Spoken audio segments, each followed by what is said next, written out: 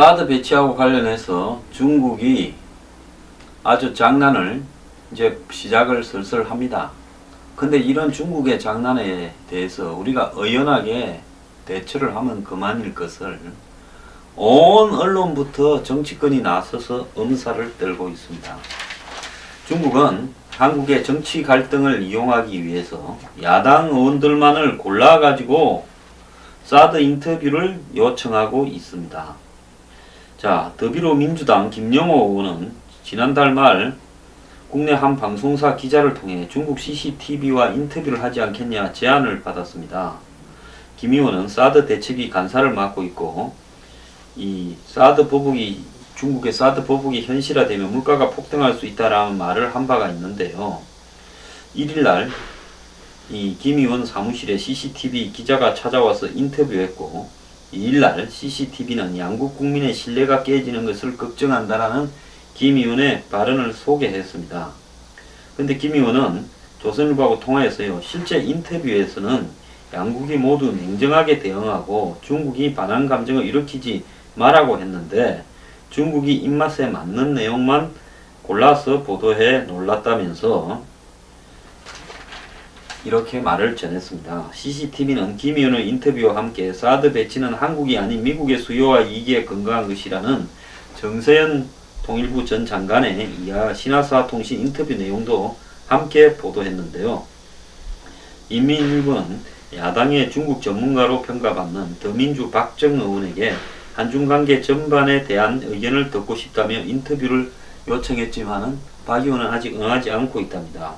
국민의당 주승용 의원도요, CCTV 기자에게서 사드 인터뷰를 하자라는 제안을 받았지만은 주 의원은 이런 어떤 이 영상이라는 것은 어떻게 편집 왜곡되는가에 따라 달라지기 때문에 외교 문제라는 민감성을 고려해서 인터뷰를 거부했다라고 합니다. 자, CCTV는 다른 이 국민의당 의원에게도 인터뷰를 요청했다고 하는데요. 새누리당 의원들한테는 요청을 하지 않았다고 합니다. 자, 중국이 지금 이런 개같은 짓거리를 하고 있는데요. 진짜 떼놈 짓거리를 하고 있습니다. 그래도 한국의 야당 의원들 중에도 최소한의 양심이나 도덕성이 있다라는 부분에서요, 저는 경의를 표하고요. 앞으로도 야당 의원은 중국의 TV나 중국의 이 통신, 중국의 신문사에 나서서 이 한국을 욕하는 이런 인터뷰를 하지 말기를 바랍니다. 만약 그런 의원이 있으면 전 국민이 나서서 용서해서는 안 된다고 보고 있습니다. 야당 지도부도요, 이런 중국의 여론 공세에 경계령을 내리고 인터뷰에 응하지 말라고 했다는데요. 자, 우리끼리 내부에서 박이 터지게 싸우는 것, 그것도 정말 기가 찬 일이지만 그까지는 항상 그래왔으니까 마음을 비우고 봐줄 수 있습니다. 그렇지만은 중국 방송에까지 나가서 한국을 씹어대는 이런 인간들은 진짜 국가반역법이나 애국자법 이런 걸 만들어 가지고 정말 사형을 시켜버리고 싶습니다. 자, 이 더민주당 의원 6명이요. 김영호, 박정, 신동근, 소병훈, 김병욱, 손혜원, 이 사람이 사드 문제를 논의하겠다면서 8일부터 중국을 간다고 합니다. 야당이지만 국익을 생각하고 중국의 의견을 듣는 것은 말없이 듣고 우리가 의견을 낼 때는 양국 국가 이익을 위해 감정적으로 대응해서는 안 된다는 의견을 전달할 거다. 박근혜 정부 이야기를 잘못하면 또 이용당하는 것이 될 수 있다는 것을 유념하고 있다. 이랬습니다. 자, 당에서도 의원들이 사드 찬반 이야기를 자유롭게 하되 중국과 접촉할 때는 주의하라고 했는데요. 자, 소병훈, 손혜원 등은 경북 성주를 방문해서 사드 반대 활동을 했고, 이 지도부에 성주 방문 자제 요청에 잘했다고 칭찬해 주지 못할 상황이면 가만히 있으라고 꽈함도 찔렀답니다. 더민주 우상호 원내대표는 방중 의원들에게 가급적이면 학자나 민간인을 만나라고 했습니다.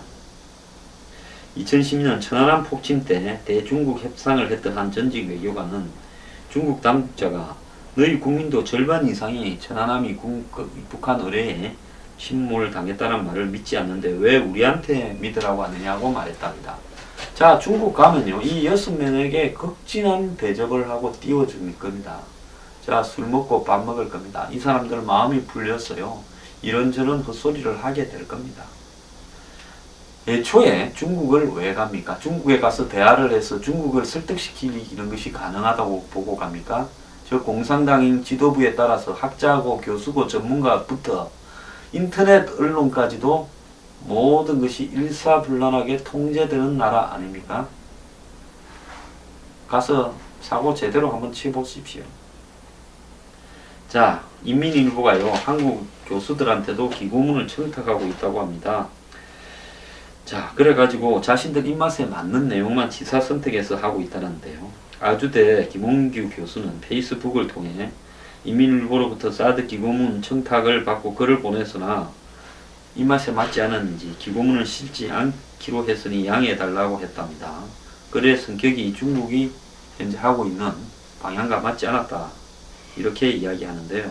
김 교수의 기고문은 북한의 핵미사일 능력이 날이 갈수록 강화되고 있고 북한은 핵, 무력 등 모든 수단을 활용해서 한반도에 무력 통일을 추진할 방법을 모색하고 있고 동북아의 안보 불안을 야기할 것이다. 중국은 한국이 사드를 대중국이 아닌 대북한용으로 한정하려는 노력을 이해해야 한다. 중국은 한국민이 지닌 안보 불안에 대해서 충분히 인식하고 있다는 인상을 줘야 된다는 내용이 포함되고 있으니까 최소한의 중국의 주문에 맞추지 못했다고 퇴짜를 놔버린 거겠죠. 자, 지금 중국의 입맛에 맞는 짓거리를 이렇게 응해주는 한국의 교수, 학자, 전직, 고위관료 등이 있는데요. 그래도 이 양심이 있는 사람들은 거절을 하고 있습니다. 미 민주당의 외교 전문가들이 한국에 와서 야당 의원들을 만나서 왜 사드 배치를 반대하고 있는지에 대해서 의견을 청취하고 있다는데요. 참 나라 꼬라지 어떻게 외국에 비춰질지. 자, 오늘 이제 이 언론에 보면 사드 배치 한국 경제 영향력 해가 제목만 봅시다. 중 사드 경제 보복 조짐, 유통업계 제2만울 파동 우려의 전전긍긍, 제2메르스 파동될라 중국 움직임에 면세업계 긴장, 중국 진출 외식업체 사드 영향, 중국 사업 리스크 추가되나 먹구름, 규제도 안 들어갔는데 중추절 면세점 단체 예약 20% 감소, 중국 사드 보복 시작, 잘나가는 K뷰티 타깃될까 초긴장, 중국의 뒤끝, 한국 화장품 공격의 한류 행사 줄줄이 취소, 중국의 무역 보복, 가랑비에 옷 젖는 국내 중소기업, 사드 후폭풍에 엔터 드라마 주식 연일 하락세, 한중 사드 갈등의 IT 비즈니스 먹구름, 중국 연일 사드 공세, 한류 스타 희생양 대도 중국 책임 없어, 유일호 경제부총리 중한류 콘텐츠 규제 보복성 아니길 바란다. 자, 이런 이야기들이 지금 나오고 있습니다. 자, 중국 아주 떼놈들 방식으로 지저분하게 놀고 있는데요. 특히 지금 중국의 사드에 대한 이런 보복들이 방송, 연예계, 엔터테인먼트, 케이팝, 한류 이런 쪽에 주로 엄살이 나오고 있는데요. 정부 관계자의 중국 방문이 거절당했다는 등, 그 다음에 지금 제작 협의 중인 방송 콘텐츠가 중단이 됐다는 등, 계약이 지연되고 있거나 출연이 중지되었다는 등, 이런 것들이 주로 내용입니다. 자, 그리고 지자체가 중국하고 교류 행사가 잠정 중단됐다는 등, 중국의 정의 각 방송국들이나 언론사들이 알아서 이렇게 기는 거다. 또 중국의 반환 기류가 생겨서 전체적으로 흐름이 왜곡될 수 있다.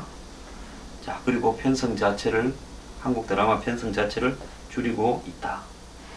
자, 그러면서 이 중국의 포탈 등에서 이 반한류 분위기가 강해지고 있고 소비자들의 거부 운동이 생길 수도 있다. 이런 짓을 하는데요. 자, 그동안에 한국 정부의 친중 분위기에 기대어서 재미 좀 봤으면 허리 날도 오는 겁니다. 그렇지 않습니까? 그동안에 한국 정부에다가 영향력을 행사해서 중국과의 관계를 지속적으로 우호적으로 만들어 온 사람들이 있습니다. 근데 그 우호라는 것이 서로 간의 이익이 되어서 차근차근 일정한 한계를 가지고 그 속에서 진행되는 것이어야 되는 거죠. 자, 우리가 중국 보고 북한과의 관계를 끊어라, 북한을 완벽하게 제재를 하면 중국이 하겠습니까? 절대 안 하죠. 중국이 우리 보고 미국과의 관계를 끊어라, 주한미군 철수시켜라, 한미일 삼각안보 동맹 구도에 들어가지 마라. 우리가 그대로 하면 안 되죠. 사드 배치하지 마라, 전시작전권 이양해라. 그런다 우리가 그걸 할 수 있습니까? 서로가 할 수 없는 거는 명백한 거예요. 그 와중에서 할 수 없는 거는 그러 건드리지 않기로 하고 나머지 부분만 교류하는 이런 형태로 가야지. 지나치게 중국을 놓고 서로 간에 말입니다. 예? 빨아주고 띄워주고 지랄들을 했지 않습니까? 그 결과가 지금 일이 된 거 아닙니까? 자, 그 과정에서 재미본 대기업들, 재벌들 또 더 나아가서 이런, 제가 지난번에 중국에 수출하는 품목이 극히 한정된 몇 개 품목이 70%가 넘는다고 하지 않았습니까? 그 다음에 화장품이니 면세품이니 뭐 관광이니 한류니 연예인이 엔터테인먼트니 요 사람들 몇 명이죠? 저들 잘 볼 때 국민들과 나눠 가졌습니까? 왜 이제 저들을 엄살 떨면서 국민들 보고 예? 마치 사드 반대에 같이 동참해라는 듯이 협박하고 있습니까? 사업이라는 거는요, 원래 북한 가서 사업하면 안 되는 거예요. 근데 수많은 사람들이 북한에 가서 사업한다고 몰려갔다가 지금 다 접었지 않습니까? 북한하고 무역한다고 한때 어지간한 사람들 다 친북 인사들한테 끈대어서 북한에 물건 갖고 와서 팔아먹는다고 난리들 쳤지요. 다 접었지 않습니까? 원래 이런 사업을 하는 사람들은 그 사업에 리스크가 있다는 걸 알고 해야 되는 겁니다. 세상에 리스크 없는 사업이 어디 있습니까? 통닭집부터가요, 새 집 연면 두 집 망하는 리스크를 안고 하는 겁니다. 하물며 이런 중국과의 비즈니스에서 리스크를 갖다가 재미 어지간히 봤으면 입 좀 쳐닫고 있어야 되는 거 아닙니까? 전문가들이란 인간들 웃깁니다. 중국의 사드 배치 납득할 만한 답 줘야. 이게 전문가들이 해야 될 이야기라고 생각을 합니까? 중국의 사드 배치에 대해서 납득할 만한 답이 뭡니까? 미국이 강요해서 죽지 못해서 사드 갖다 놓는데 우리 마음은 너한테 있다. 내가 미국의 몸은 좋지만 마음은 중국에 있다고 속을 까뒤집어 보여줘야 납득할 만한 답입니까? 정말로 전문가라는 새끼들도 이거 미친놈들입니다. 이런 식으로요, 무분별하게 언론 보도가 나오니까 여론이 왜곡되고 호도되는 거 아니겠습니까? 자, 중국에요, 사드 배치에 대해서 납득할 만한 답은 없습니다. 너네들이 관여할 부분이 아니니까 그건 이 부분에 대해서 우리한테 뭐라고 더 이상 강요하지 마라라는 것이 중국에 대한 납득할 만한 답이지요. 자, 중국이 구체적인 대응에 나서면서 이제 시작이다 이러는데 이 시작 때부터 또 발발발발 들고 앉았습니다. 정말요, 옛날에 속국 근성들이 우리 이걸 옛날에 뭐라고 그랬습니까? 동이라 그랬습니다. 중국 놈들이요. 동이족입니다. 동쪽에 사는 오랑캐입니다. 자, 없이 살고 어렵게 살고 굶어도요, 양반은 죽는 소리를 안 하고 자존심을 세우는 것이 양반입니다. 정말 우리나라의 국민들 속성 중에 오랑캐 근성이 몸에 배였습니다. 자, 중국하고의 관계에서 뭘 어떻게 중국을 납득시켜야 되는가에 대해서요, 저는 이건 답이 없기 때문에요. 솔직히 말하면 이제라도 정신을 차리고 중국하고 한중 간에 실질적으로 놓여있는 현실을 넘어서 지나친 형태의 물고 빨고 하는 행태를 근절하고요, 아주 드라이하게 실리적으로 서로 도움이 되는 부분만 교류하면서 중국의 비중을 줄여가는 것이 우리가 중국에 할 수 있는 답이라고 보고 있습니다.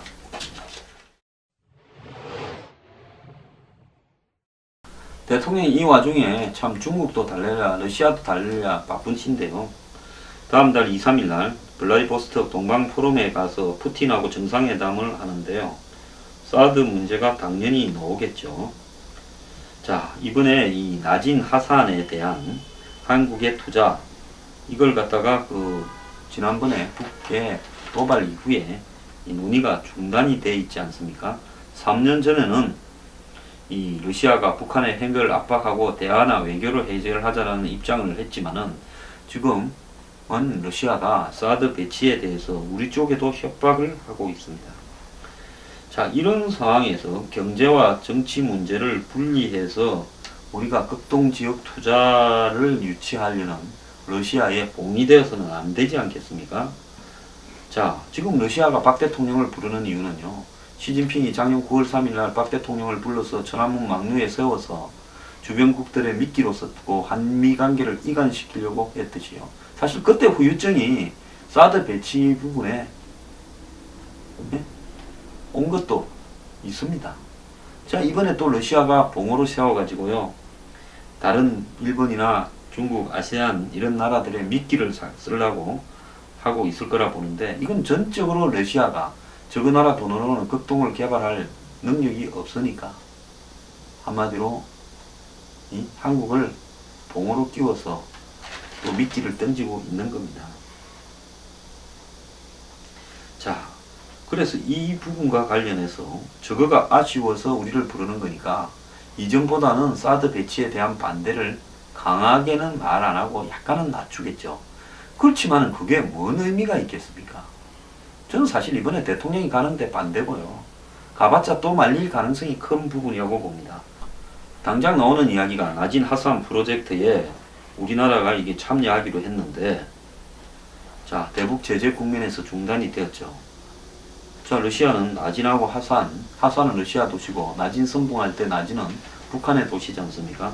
이걸 개발하는데 한국이 참가해서 돈 깔아가는 이야기입니다. 자, 이런 부분을 우리가 말려들 필요가 없죠. 그래서 기왕 가기로 한 거 가기는 가대요. 러시아한테 분명한 선을 긋고 돈 줄 대라는 데 대해서는 확실한 답을 하지 말고 오길 바랄 뿐입니다.